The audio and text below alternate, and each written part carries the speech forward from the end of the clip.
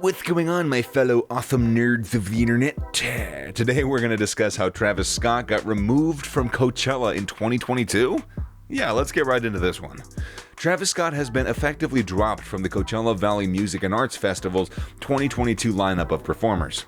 After his performance was postponed for 2020's Coachella due to the pandemic, the rapper was set to headline the renowned music festival. Following the tragedy at his own Astroworld festival in November, where 10 people died after the crowd erupted during his headlining set, the controversial rapper was dropped from the bill, according to a report from the KESQ in Palm Springs. In the days following the tragedy, a Change.org petition was started to call for his removal from Coachella's lineup. As of this writing, the petition has nearly 60,000 signatures.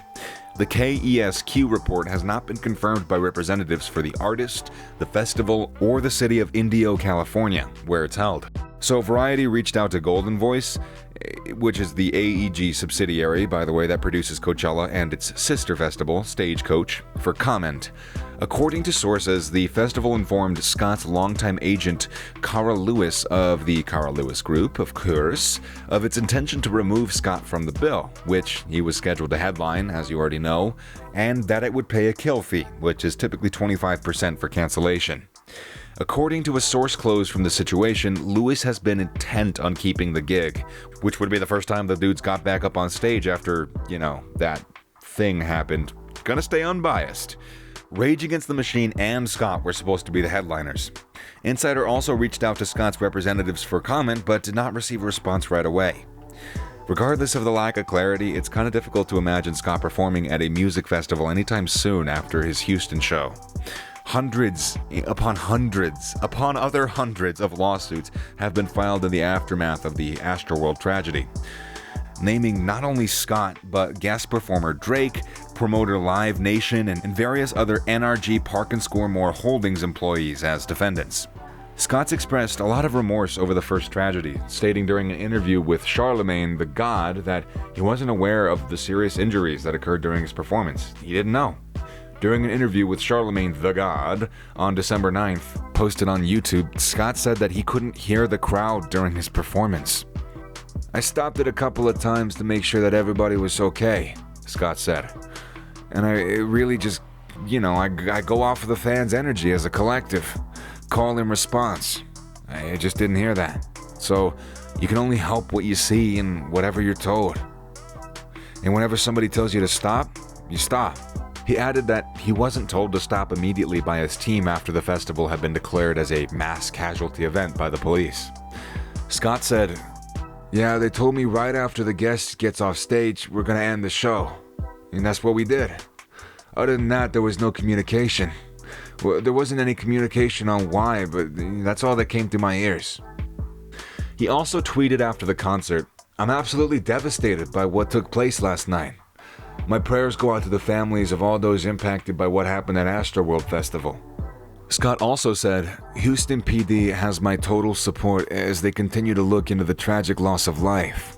Festival organizers also tweeted, "Our hearts are with the Astroworld Festival family tonight, especially those we lost and their loved ones." Scott later posted on an Instagram video responding to criticism that he didn't stop the show amid the chaos, claiming that he wasn't aware of the severity of the situation. "Anytime I could make out, what's going on, I stopped the show. Whatever, help them get what they need," Scott claimed.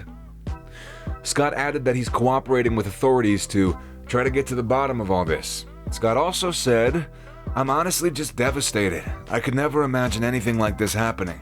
On top of that, his wife Kylie Jenner also said that the news of the tragedy had left her and her partner broken and devastated. "Travis and I are broken and devastated. My thoughts and prayers are with all who lost their lives, who were injured or affected in any way by yesterday's events. And also for Travis, who I know cares deeply for his fans in the Houston community," Jenner wrote on Instagram stories. Jenner said both she and Scott didn't know what was happening in the crowd at the time. "I want to make it clear that we weren't aware of any of the fatalities until the news came out after the show. And in no world will we have continued filming or performing for that matter," she wrote. She added that she was praying for the families who lost loved ones. I'm sending what deepest condolences I can to all the families during this difficult time, and we'll be praying for the healing of everyone who's been impacted," she wrote. He's since offered full refunds to all Astroworld attendees. He even offered to pay the victims' funeral costs and canceled other upcoming concerts.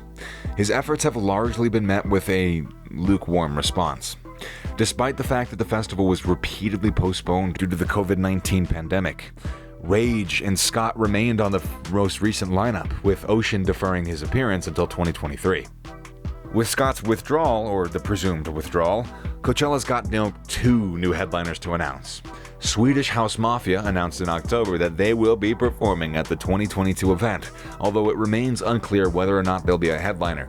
However, the festival's lineup is traditionally announced in the first few days of the new year, and it's likely that with other performers, as well as with any new headliners, they'll be announced at that time. Assuming, the pandemic doesn't prevent the festival from going on. The Coachella Festival will take place at the Empire Polo Grounds in Indio, California on the weekends of April 15th through 17th and April 22nd through the 24th, with the country-themed Stagecoach Festival for the following weekend. And that's it. So if you guys enjoy the video, make sure to slap that like button and don't forget to subscribe and turn on the notification bell so you never miss out on any of the wonderful, funderful, tunderful stuff that we make for you guys. We're signing off now, but we'll be sure to catch you all on the next one.